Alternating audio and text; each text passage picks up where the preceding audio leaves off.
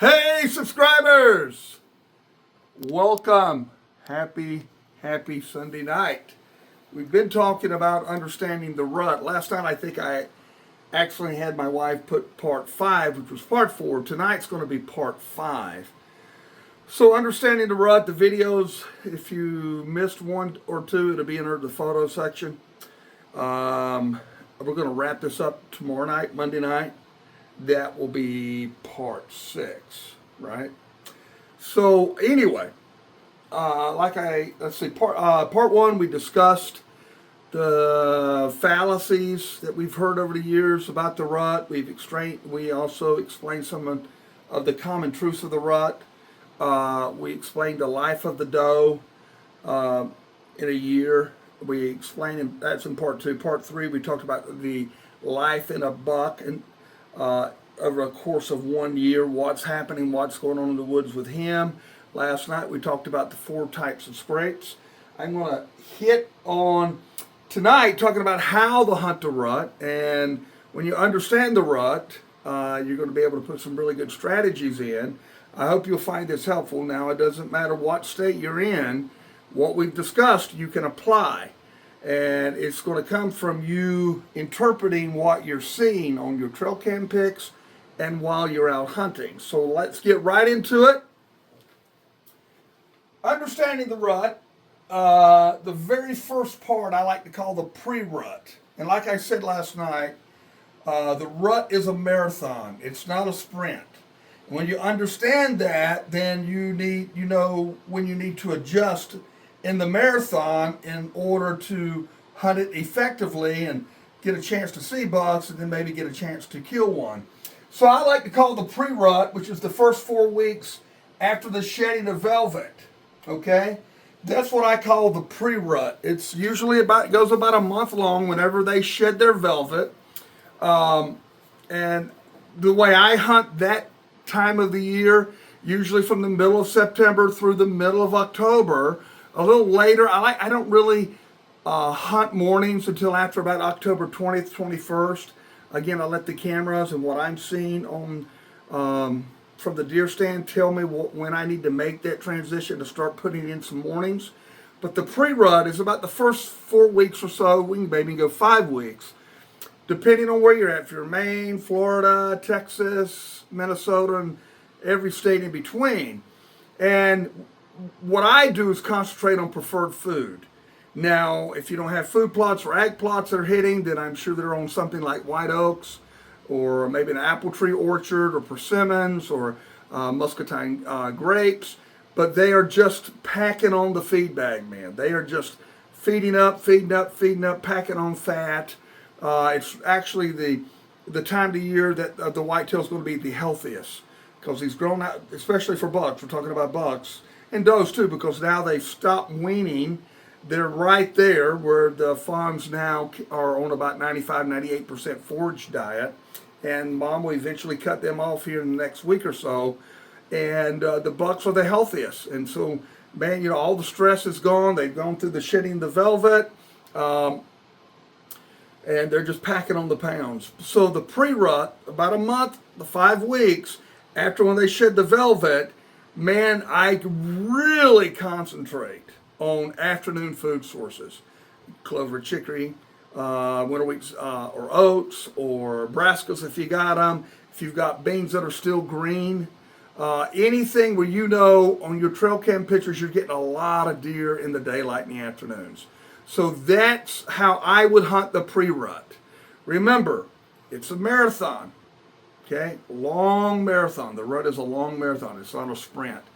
And this is when, as we talked about last night and the night before, when you see a lot of boundary scrapes start opening up as soon as that velvet is shed, and then as they are going from bedding to food, food to bedding, travel scrapes they start making. I don't invest a whole lot of time. Now, if I'm hunting public, that's something I would start to look at because I know, hey, you got rubs here and a rub here and down about 100 yards another rub and it's facing one way, or both sided rubs, which means they're using the same trail in the morning and afternoon, and there's dotted some scattered scrapes. That's a great place this time of the year to hunt.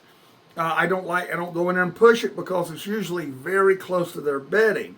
So the first 4 weeks or so during the pre-rut, you want to hunt preferred food, and you want to really know what that is. Again, intel, observation. What are the deer telling you? What are they liking? What are they turned on to?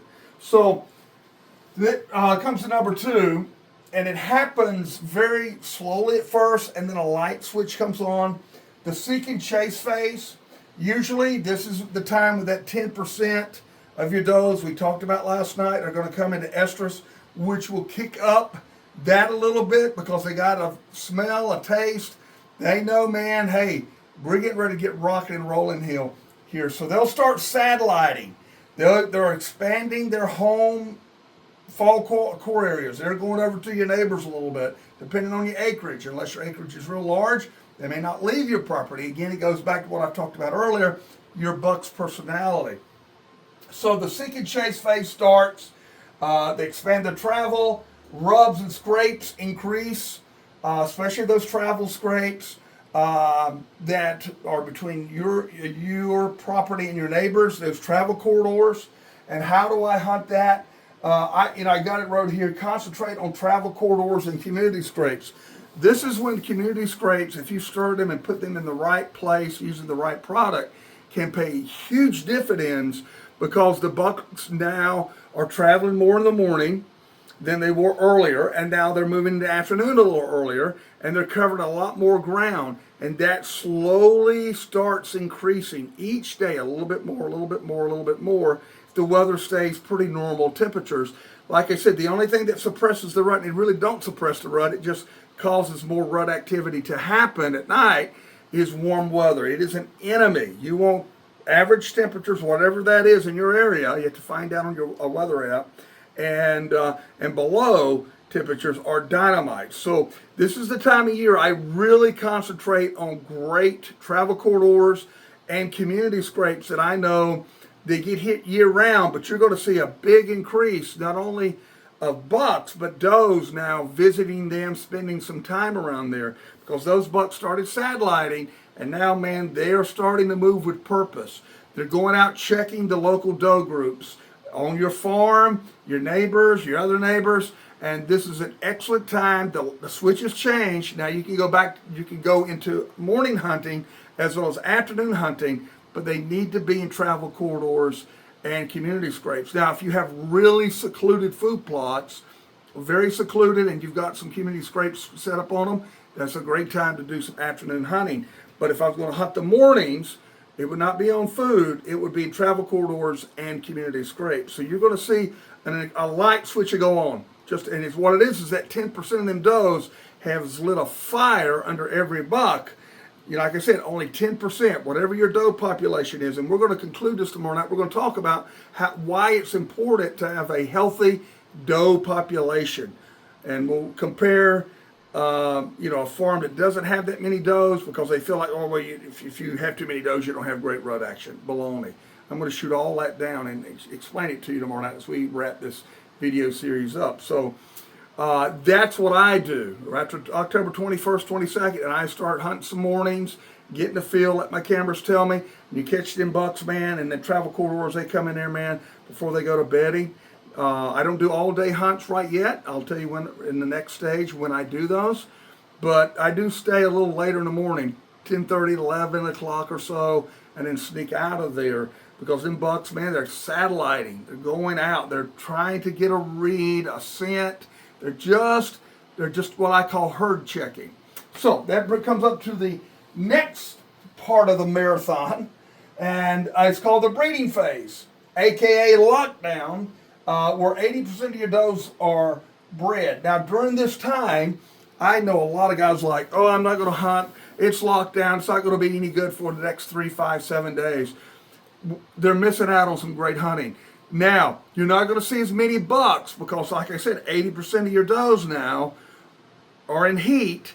They're getting bred, but as I mentioned in past videos, once a buck has already bred her over a period of 24 to 28 hours, and he realizes she's no longer receptive, he immediately leaves her and starts going back to wherever he feels like he can pick up a doe. And here's where it's going to be: travel corridors, community scrapes, and my favorite, this is when I do the all-day hunts.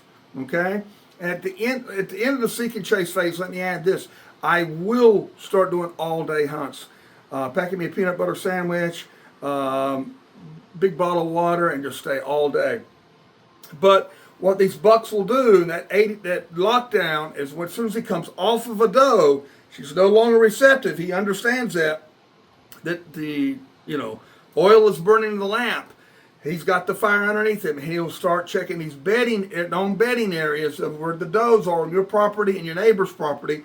And they hit them travel corridors, and they go in them doe bedding areas, scent checking. They'll go over to the community scrape, work it up, try to get a scent. And like I said, how do I know lockdown? There's a couple things. I've already mentioned it, but I'll mention it again. When the deer sightings go way down, you see most of the deer you do see are button bucks. That's a sheer sign that most of the does are getting bred. Your scrapes have kind of gone cold. They were really hot and they've gone cold. The reason why now is breeding, man. Breeding. And but these are times you do all day hunting.